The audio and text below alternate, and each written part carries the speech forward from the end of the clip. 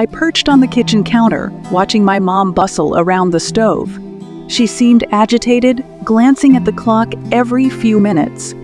I knew she was trying to prepare dinner before my dad arrived.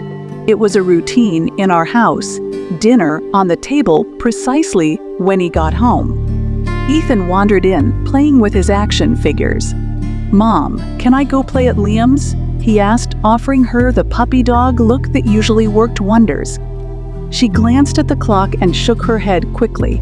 "Not right now, Ethan. Dinner won't be long, and we need to eat together as a family." She winced slightly as she spoke. Ethan's face fell, but he nodded and joined me on the counter. I grabbed his toy from his hands and laughed as he gasped and snatched it back. Ethan was my younger brother, with his blonde hair and gray eyes. Despite our age difference, he was always my little buddy and protector at school. The only ones allowed to pick on me were Ethan and his best friend, Liam, who lived next door. "So, Cass, do you need help with your homework?" Ethan asked, nudging my shoulder. "Nope, didn't get any," I replied, swinging my legs.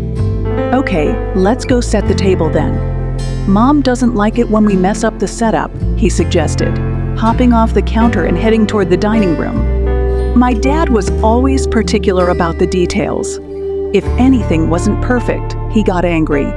Mom always said his job put him under a lot of stress, and it showed when he came home. Ethan and I set the table quietly, waiting for the telltale click of the door that signaled he was home. I could feel my stomach tightening, praying that he'd had a good day and would be in a decent mood tonight.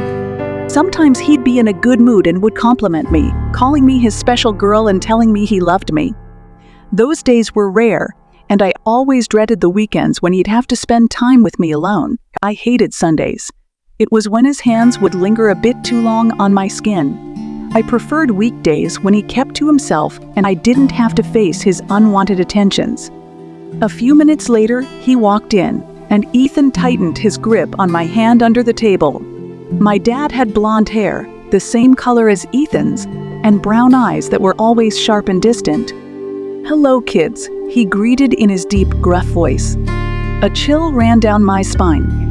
He placed his briefcase on the side and took his seat at the head of the table. I held my breath, hoping he'd be decent tonight. "Hey, Dad," Ethan and I replied in unison. Mom brought in the pasta bake and garlic bread and served us. We ate in silence, and I felt my body tense as he shifted his focus to Ethan. "So how was school today, Ethan?" he inquired. Ethan shifted in his chair, glancing at me before answering. "It was good, thank you. I tried out for the hockey team, and Liam and I," he began, but my dad cut him off. "That's great, son," he said, not truly listening. "What about you, Cass? How was your day?" he asked, turning to me. I took a deep breath, trying to keep my voice steady. "Good, thank you." "Speak up, child," he bellowed. I flinched at his tone, feeling my hands start to shake. "It was good," I said louder. His frown deepened, and he turned back to Mom. "So Margaret, what have you been up to today?" he asked. Mom recited a list of chores and errands she'd run, sounding rehearsed.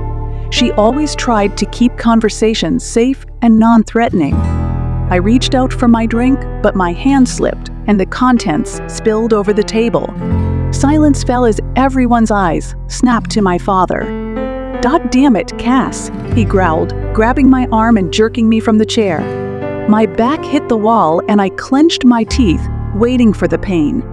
Ethan shot from his chair and wrapped his arms around me, shielding me from my dad's wrath. "Get the hell off of her, Ethan," my dad yelled, shoving Ethan to the floor. I felt my father's hand crack against my cheek, sending me to the floor. Ethan curled around me as my father kicked him. "You don't ever get in my way again, Ethan," my father shouted. I trembled, tears streaming down my face. Ethan always stepped in to protect me when he shouldn't have to. My father stormed off, leaving Ethan and me on the floor, silent tears falling. My mom rushed to clear the table while my dad raged in the other room. She whispered to us to take our dinners to our rooms and eat quietly. She needed to calm my dad down before anything else happened.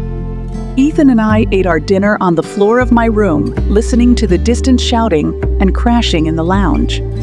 Once the noise died down, we played cards for a while until we heard footsteps approaching. Ethan stiffened, and we held our breath as the footsteps passed my door.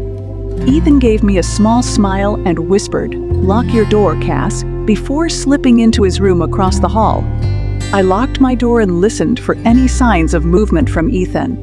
When I was sure he'd done the same, I crawled back onto my bed and cried silently, feeling guilt wash over me. Ethan always took the brunt of our father's rage. I felt responsible for every punch, every kick, every harsh word. I couldn't help but wonder if things would ever change.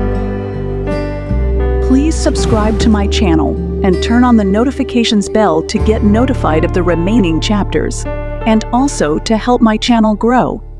See you in the next one.